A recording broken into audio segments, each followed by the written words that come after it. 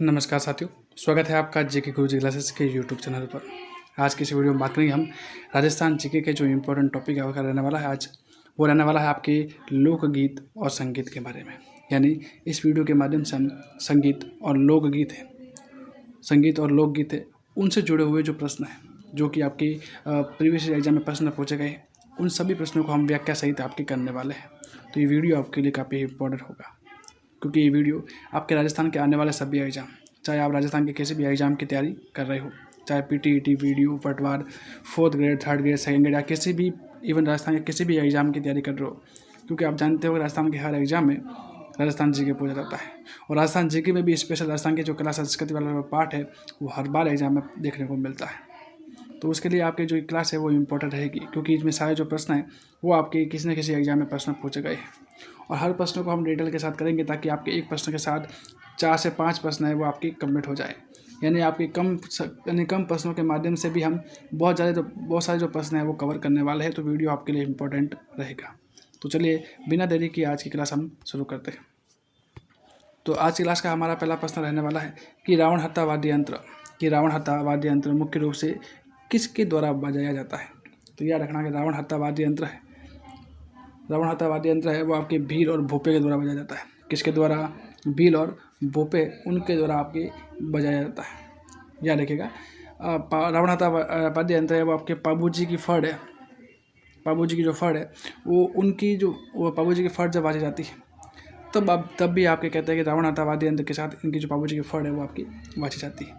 तो और ये प्रश्न काफ़ी बार प्रश्न पूछा गया है। एक तो एक रावण हत्था वाद्य यंत्र के बारे में पूछा गया है कि किन के द्वारा बजाया जाता है। तो याद रखना है कि आपको भील और भोपे द्वारा बजाया जाता है। और दूसरा याद रखना है कि एक किन की आराधना में बजाया जाता है। तो आपके याद रखेगा कि पाबूजी की आराधना में भी ये आपके बजाया जाता है। अगला है कि चरचरी रचना निम्न में से किससे संबंधित है।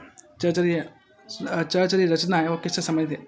इंपॉर्टेंट क्वेश्चन है आपके, जो आपके ये आपका आया हुआ है, जो एग्जाम में काफ़ी बार एग्जाम में प्रश्न पूछा गया है। तो ये हो जाएगा आपका कि जो चरचरी रचना की बात की जाए तो ये किससे संबंधित है, यानी किससे संबंधित ये पूछ रहा है। तो ये है आपके जब उत्सव में ताल और नृत्य के साथ बजाई जाने वाली जो रचनाएं होती है, यानी उत्सव और नृत्य के साथ गाई जाने वाली जो रचनाएं होती है उसे क्या कहते हैं? चरचरी नृत्य के नाम से जानते हैं। तो इम्पोर्टेंट है, तो ध्यान रखिएगा, क्योंकि कई बार एग्जाम में पूछा गया है। नेक्स्ट है कि हमसिटो और लोकगीत राजस्थान के किस समुदाय से संबंधित है। इंपॉर्टेंट क्वेश्चन है हमसिटो, क्योंकि हमसिटो कई बार आपके एग्जाम में देखा गया है। तो हमसिटो है वो आपकी जो भील है, उस भील समुदाय से में आपकी भील समुदाय से संबंधित आपकी जो हमसिटो है वो आपकी जो लोकगीत है वो आपके रहने वाला है। हमसिटो की बात की जाए तो कहते हैं इसमें हमसिटो है, इसमें स्त्री और पुरुष, यानी इसमें स्त्री और जो पुरुष है वो दोनों मिलकर कहते हैं कि इस गीत को गाते हैं। तो इंपॉर्टेंट बात क्या है कि जो गीत है वो स्त्री और पुरुष दोनों मिलकर गाते हैं। अगला इंपॉर्टेंट आता है कि ये उत्तरी मेवाड़ में भील समुदाय का गीत होता है। कौन सा है? ये आपके है उत्तरी समुदाय में। याद रखिएगा कि जो गीत है कौन सा? हमसिटो गीत है वो आपके उत्तरी मेवाड़ में भील समुदाय द्वारा गाया जाने वाला गीत होता है। मोस्टली यहाँ पे गाया जाता है ना, उत्तरी मेवाड़ है, उसमें आपके जो भील समुदाय है वहाँ पे गाया जाने वाला गीत होता है वो आपके कौन सा है? तो याद रखिएगा कि हमसिटो गीत है। नेक्स्ट है कि लांगुरिया गीत किस देवी से संबंधित है। इंपॉर्टेंट है, लांगुरिया गीत है वो आपके केला देवी से संबंधित है, जिनका मंदिर हमें क्या देखने को मिलता है? करौली में हमें देखने को मिलता है। तो केला देवी का मंदिर कहाँ देखने को मिलता है? हमें करौली में देखने को मिलता है। इनके अलावा इनसे संबंधित एक नृत्य भी है आपके गुटकन नृत्य। कौन सा है? गुटकन नृत्य है, वो भी आपके कहते हैं केला देवी से संबंधित ही हमें रहने वाला है। तो आपको ध्यान रखना है। नेक्स्ट है कि उत्तरी मेवाड़ में भीलों का प्रसिद्ध गीत जिसे स्त्री और पुरुष मिलकर गाते हैं। तो मैंने अभी बताया कि जो उत्तरी मेवाड़ की मैंने बात करी थी, जिसमें उत्तरी मेवाड़ में जो भीलों का प्रसिद्ध गीत है और स्त्री और पुरुष दोनों मिलकर गाते हैं, तो वो आपका गीत हो जाएगा आपके हमसिटो। कौन सा हो जाएगा? हमसिटो है वो इस प्रश्न का सही आंसर रहने वाला है। नेक्स्ट है कि निम्न में से लोक वाद्य यंत्र का कौन सा समूह सम्मिलित नहीं है। हमें ये बताना है कि कौन सा सम्मिलित नहीं है। तो इसमें जो आपके ये मृदंग, चंग, खजरी, नौबत, ये सारे क्या है? सम्मिलित है। बट अगर आप बात करें रावण हत्था, जंतर, निशान और सतारा है, वो आपके सम्मिलित नहीं रहने वाला है। अब इसका कारण क्या है? कारण ये है कि जो इसमें जो ये आपके जो ये देख रहा है आपको सतारा, मैंने कौन सा बताया? ऑप्शन नंबर सी इस प्रश्न का सही आंसर रहने वाला है ना। इसमें मैंने बात करूँगी जो सतारा वाद्य यंत्र है ना, सतारा वाद्य यंत्र एक प्रकार से सुशीर वाद्य यंत्र में आता है। किसमें आता है? आपकी सुशीर वाद्य यंत्र में आता है। कहते हैं कि इसमें जो 2 बाँसुरी होती है, इसमें 2 बाँसुरी होती है और 2 बाँसुरी के साथ बजाया जाने वाला जो ये वाद्य यंत्र है वो कौन सा है? सतरा है। जबकि जो बचे हुए 3 हैं, कौन कौन से? रावण हत्था, जंतर और निशान वाद्य यंत्र है। ये सारे वाद्य यंत्र है वो आपके तत् वाद्य यंत्र में देखने को मिलते हैं। किसमें? तत् वाद्य यंत्र में देखने को मिलता है। इस तरह से ये जो सतरा है वो इस 3 ऑप्शन, आगे वाले जो 3 ऑप्शन से क्या हो जाएगा? अलग रह जाएगा। नेक्स्ट प्रश्न है हमारे पास कि मोहन वीणा संगीत वाद्य का आविष्कार किसने किया? निम्न में से सही बताना है ना, यानी मोहन वीणा का आविष्कार किसके द्वारा किया गया था? तो काफ़ी इंपॉर्टेंट क्वेश्चन है और ये प्रश्न मल्टीपल टाइम में आपके रिपीट हो चुका है। तो याद रखिएगा कि जो ये मोहन वीणा की बात की जाए तो जो मोहन वीणा है वो आपके जो विश्व प्रसिद्ध जो आपके थे पंडित विश्व मोहन भट्ट है, उनके द्वारा कहते हैं कि इस मोहन वीणा का आविष्कार किया गया। अच्छा, मोहन वीणा क्या होता है? मोहन वीणा होता है वो एक तरह से क्या होती है? गिटार होती है। क्या होती है? गिटार। आपने गिटार देखी होगी, वो गिटार होती है, इस तरह से गिटार होती है, इस तरह से आपकी गिटार होती है, वो आपके ऐसे बजाया जाए, तार वाली होती है, तत्व वाद्य यंत्र ना गिटार होती है। लेकिन उसको ही ये कहते हैं कि संशोधित करके एक नई गिटार की आकृति में ही बनाया जाने वाला जो वाद्य यंत्र है वो थी आपकी मोहन वीणा है। क्या है? मोहन वीणा है। और इसको बनाने वाला कौन है? तो आपके पंडित विश्व मोहन भट्ट है। नेक्स्ट क्वेश्चन के बारे में बात करूँ मैं। अगला प्रश्न हमारे पास है कि उत्तरी मेवाड़ में भीलों का प्रसिद्ध गीत जो निम्न में से किसका है? तो मैंने बताया कि उत्तरी मेवाड़ की बात कर रहा है और जब भीलों के बारे में बात कर रहा है, जो मैंने बताया था कि इसमें जिसमें स्त्री और जो पुरुष है वो दोनों साथ में इस गीत को गाते हैं। और ये प्रश्न मैंने अभी बताया कि मल्टीपल टाइम में एग्जाम में प्रश्न पूछा गया है। तो ये प्रश्न है आपके, इस प्रश्न का उत्तर हो जाएगा हम सीटों गीत है वो आपके रहने वाला है। अगला है कि कालबेलिया के प्रमुख वाद्य यंत्र का नाम बताइए। यानी जो कालबेलिया समुदाय है उस समुदाय की जो प्रमुख जो वाद्य यंत्र है वो कौन सा है? तो वो हो जाएगा आपकी जो पुंगी वाद्य यंत्र है वो रहेगा। क्योंकि कहते हैं कि जो पुंगी वाद्य यंत्र है जब कहते हैं कि कालबेलिया समुदाय वाले लोग हैं वो जब सांप को पकड़ते हैं, किसको पकड़ते हैं? जब सांप को पकड़ते हैं और सांप को पकड़ते समय कहते हैं कि जो ये आपकी जो पुंगी है वो बजाते हैं। एक तरह से मैं कह सकता हूँ कि जो बीन का ही एक रूप है, बीन होती है ना, बीन का ही एक रूप है आपकी जो पुंगी है वो आपके रहने वाला है। ठीक है। और जिसमें कहते हैं कि कालबेलिया समुदाय जो सांप को पकड़ते समय इसका जो प्रयोग है वो आपके करते हैं। नेक्स्ट है कि राजस्थान का कौन सा लोकगीत राजस्थान संगीत नाट्य अकादमी, इंपॉर्टेंट है, राजस्थान संगीत नाट्य अकादमी का प्रतीक चिन्ह के रूप में आपके देखा जाता है। तो इम्पोर्टेंट है क्योंकि ये प्रतीक चिन्ह के रूप में देखा जाता है वो आपके है सुरिंदा। क्या है? सुरिंदा है। सुरिंदा की बात की जाए तो कहते हैं कि इसकी जो तार होती है सुरिंदा एक बस के तत्व वाद्य यंत्र में आता है।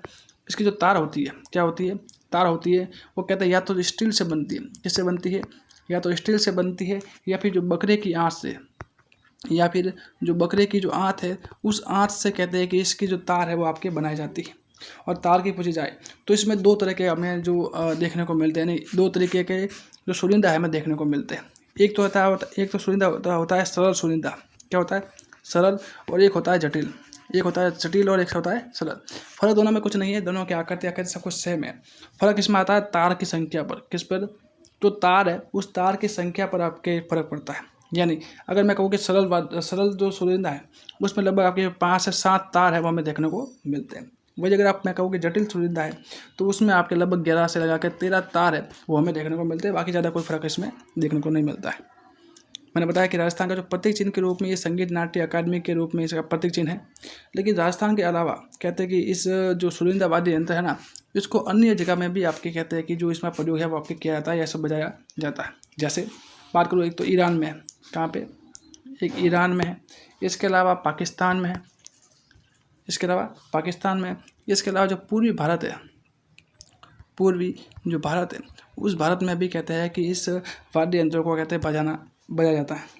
अगला है कि निम्नलिखित में से कौन सा वाद्य यंत्र है वो मिट्टी के मटके से सक्रिय मुंह पर कसे हुए कांसे की जो प्लेट ढककर 2 डंडिया से बजाया जाता है। क्या कह रहा है ये प्रश्न? ध्यान से प्रश्न पढ़िए।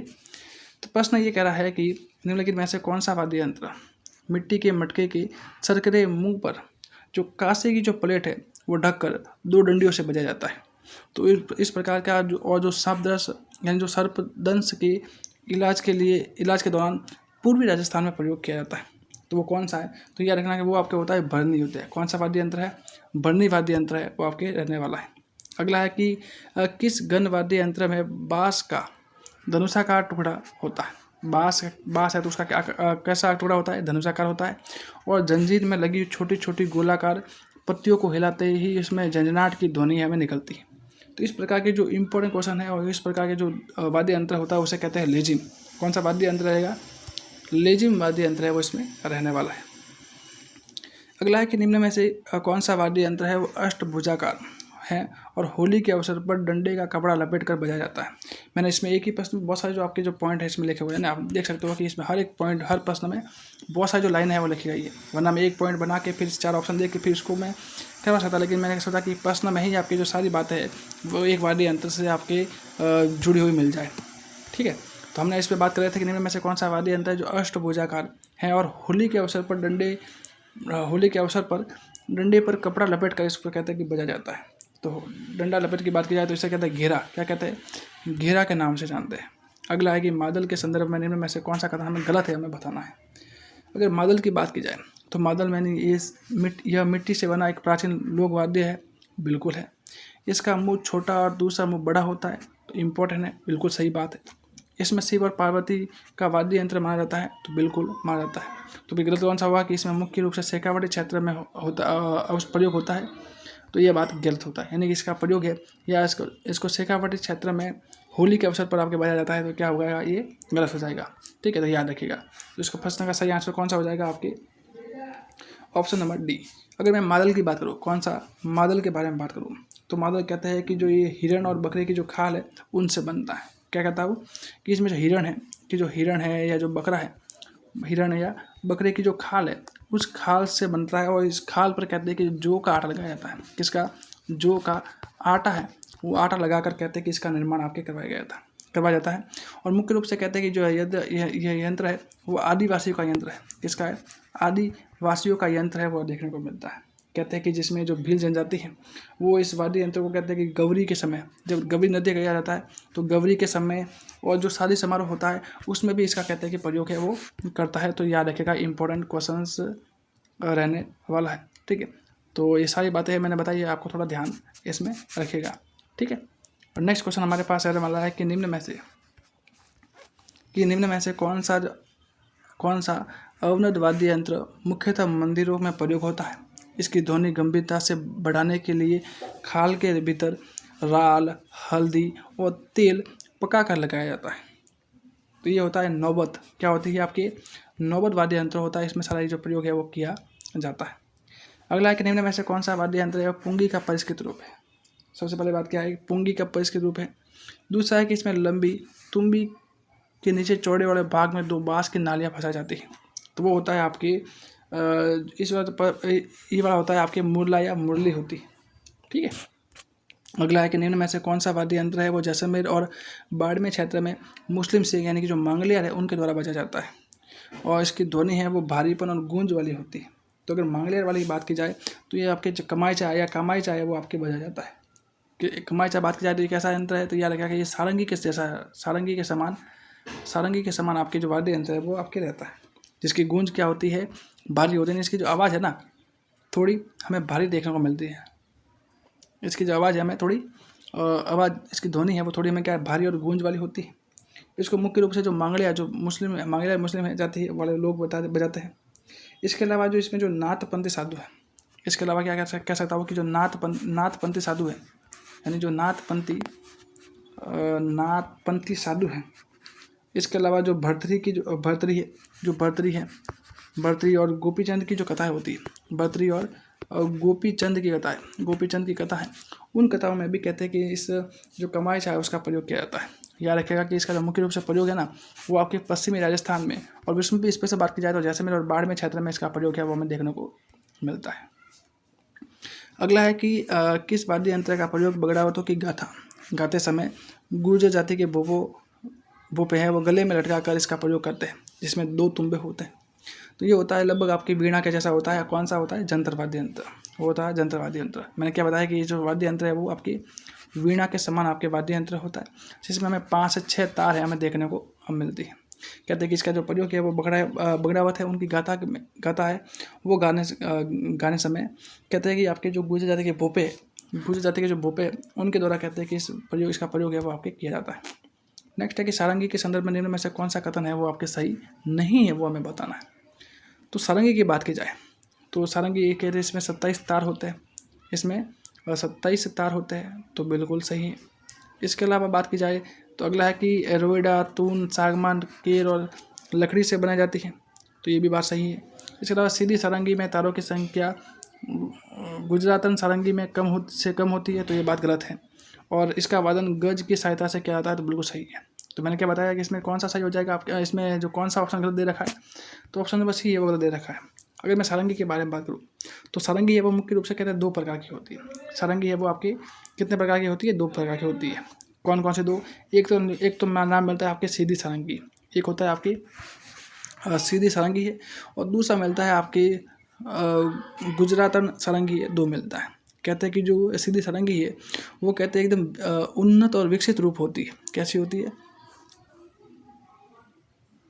ठीक, कैसी होती है सीधी सारंगी? ये सारंगी है वो आपके उन्नत और सारंगी की जो विकसित यानी एकदम विकसित रूप होती है, विकसित रूप होती है। कहते हैं इसमें जो तारों की संख्या है वो अधिक होती है। क्या तारों की संख्या है वो क्या होती है? अधिक होती है। किससे अधिक होती है? गुजरातन सारंगी उससे कम होती है। और दूसरी सारंगी बताई मैंने आपको, गुजरातन सारंगी बताई। गुजरातन सारंगी की बात की जाए तो ये कहते हैं कि ये इस जो सीधी सारंगी है ना, इसका ही एक रूप होता है, इसका ही एक आपके जो परिष्कृत रूप होता है वो होता है आपके गुजरातन सारंगी होता है। गुजरातन सारंगी इसमें कुल मिला के जो 7 तार हमें देखने को मिलती है। गुजरात सारंगी की बात करूँ तो ये आपके राजस्थान में जैसलमेर और बाड़मेर क्षेत्र है, उसमें आपके ये बजाई जाती है। किसमें? जैसलमेर और बाड़मेर क्षेत्र में बजाई जाती है। और फिर बात करूँ मैं आगे कि और कहाँ बजाई जाती है, तो ये आपके जो गोपीचंद है, कहते हैं कि गोपीचंद है आपकी जो सुल्तान आपकी जो निहाल दे में है। इसके अलावा जो भर्तरी है उनकी जो ख्याल है उनमें कहते हैं कि इसका प्रयोग आपके किया जाता है। नेक्स्ट है कि निम्न में से जो कौन सा लोकगीत वीर रस से परिपूर्ण है और सेनाओं की रण प्रयाण में के समय गाया जाता है, मतलब सेना के रण में जाने समय गाया जाता है, वो आपके मारू गीत है वो गाया जाता है, जिसमें कहते हैं कि एक प्रकार से मोटिवेशनल आपके लोकगीतों में आपके जो मोटिवेशनल गीत उसको माना जाता है। ठीक है, तो आई होप कि जितनी बातें हमने करी है आज की क्लास हम यही तो रखेंगे, और आज आई होप कि जितनी बातें हमने करी है वो आपको अच्छे से समझ में आई होगी। और जितने भी हमने प्रश्न किए हैं वो सारे के सारे प्रश्न है उसमें डिटेल से आपको व्याख्या करने का मैंने प्रयास किया, तो जितनी बातें पढ़ी है वो आपको समझ में आई होगी। तो अगर आई है तो वीडियो को लाइक और वीडियो को शेयर जरूर कीजिएगा अपने दोस्तों के साथ। इसके अलावा कुछ भी डाउट है तो इस वीडियो के कमेंट सेक्शन में आप कमेंट जरूर कीजिएगा, मैं आपके जो सारे डाउट है वो क्लियर करने की पूरी कोशिश करूँगा। और अगर आप चैनल पर नए हैं तो चैनल को सब्सक्राइब जरूर कीजिएगा।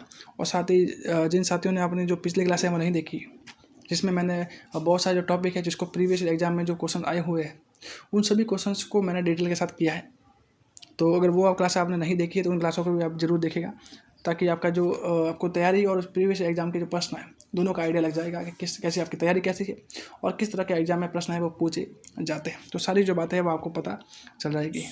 तो आज की क्लास में यही रखेंगे, मिलते हैं नेक्स्ट क्लास में, तब तक के लिए पढ़ते रहें बढ़ते रहें, धन्यवाद।